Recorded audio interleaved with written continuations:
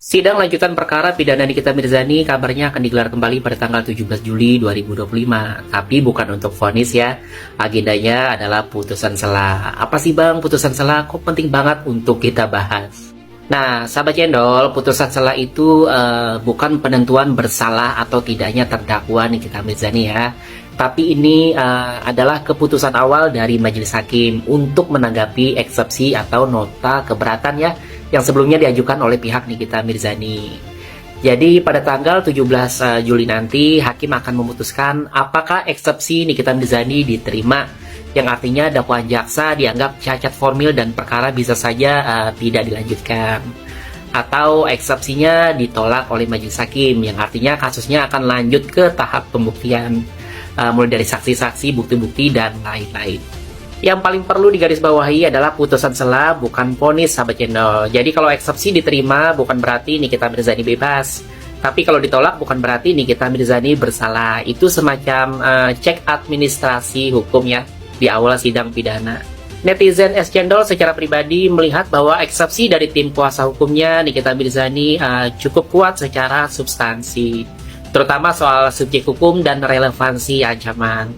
Tapi replik dari jaksa penuntut juga tidak lemah sahabat channel, karena menekankan dominus litis dan ranah pembuktian. Jadi di titik ini netizen cendol hanya bisa katakannya bahwa apakah hakim ingin membuka semua fakta di pembuktian atau lebih menekankan pentingnya kelengkapan formil dalam dakwaan. Kita tunggu saja pada tanggal 17 nanti. Nah, sahabat cendol, hukum itu bukan cuma tentang menang dan kalah ya, tapi juga tentang proses. Jangan cepat menyimpulkan. Kita bukan penyidik, bukan penuntut, bukan pembela, apalagi hakim. Kita ini warga yang perlu banget melek hukum ya, biar gak gampang terseret narasi yang dibungkus emosi. Nah, kalau kalian setuju hukum itu harus tetap objektif, silahkan follow akun netizen Cendol dan kasih komentar versi analisamu. Biar diskusi kita nggak cuma seru tapi juga mencerahkan. Jangan jadi netizen yang cuma ikut rame, jadilah netizen yang ngerti perkara sebelum bersuara. Nikita Mirzani dan jarum suntik, kok bisa sih skincare dianggap berbahaya, tapi jarum insulin dan alat tes kolesterol enggak? Yuk kita bahas dari perspektif sosial. Nah, sahabat cendol, dalam kasus Nikita Mirzani, salah satu poin dakwaan yang rame banget dibahas adalah soal produk skincare yang katanya menggunakan jarum aplikator, atau biasa dikenal dengan istilah microneedle. Nah, produk itulah yang menurut dakwaan dikirim oleh Nikita Mirzani ke Dr. Reza Ghadi sebagai bentuk tekanan. Masalahnya, produk itu diduga dijual bebas. Padahal menurut info yang beredar ya, BPOM sendiri pernah menyatakan bahwa alat skincare berjarum tidak boleh dijual sembarangan. Tapi gini sahabat cendol, banyak yang nanya ya, kenapa produk skincare berjarum dianggap berbahaya, sementara jarum insulin, diabetes, dan alat tes kolesterol itu boleh dijual bebas, baik di apotik maupun e-commerce, kan sama-sama pakai jarum. Saya bukan tenaga medis maupun dokter ya, jadi saya tidak akan membahas dari perspektif medis. Tapi netizen Cendol akan coba ajak kalian untuk melihat dari perspektif sosial dan budaya.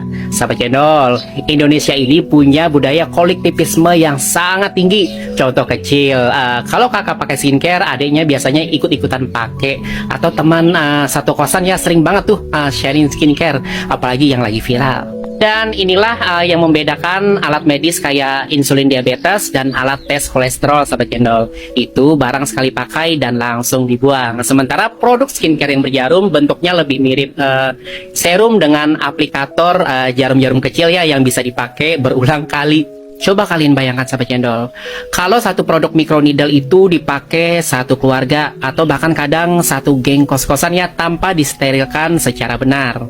Kalian tahu nggak, salah satu jalur penyebaran HIV dan AIDS yang paling dominan selain seks bebas adalah jarum suntik bersama. Nah, jadi menurut netizen cendol, karena alasan itulah risiko penularan infeksi ya, produk seperti ini tidak disarankan beredar bebas. Jadi standar kebersihan setiap orang kan beda-beda sahabat cendol, dan potensi bahayanya bukan cuma pada kulit iritasi, tapi juga bisa jadi gerbang masuk penyakit yang serius. Jadi sekarang paham ya, kenapa produk skincare berjarum bisa dianggap bahaya, sementara insulin dan alat medis tetap boleh dijual bebas. Karena yang satu itu alat medis untuk terapi pribadi dan sekali pakai langsung dibuang, sementara yang satunya rawan disalahgunakan dalam lingkungan sosial yang terbiasa berbagi alat ya tanpa standar higienis.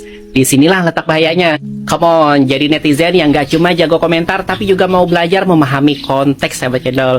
Kalau kalian punya pendapat lain silahkan tulis di kolom komentar. Jangan lupa follow akun netizen channel buat diskusi hukum dan sosial lainnya.